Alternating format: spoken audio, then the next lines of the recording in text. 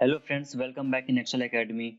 Here you will learn shortcuts, key and tricks for free. My name is Rohit Jyoti and in this video I will tell you how to lock only specific cells and ranges in the protected worksheet. So let us start. I am having a worksheet of sales and profit. This worksheet contains formula as well as important information that needs to be protected. So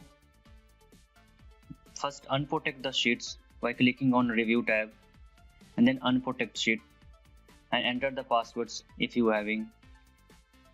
Once the sheet get unprotected, click on select all and open the dialog box by clicking on Ctrl plus Shift plus F. You can also use Ctrl plus 1. A dialog box will open. Click on protection, uncheck the locked cell and click on OK. Now select the desired range which you want to protect.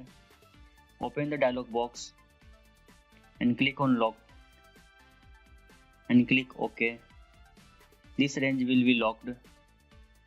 If you want to lock another cell, just select the range, open the dialog box and click on locked.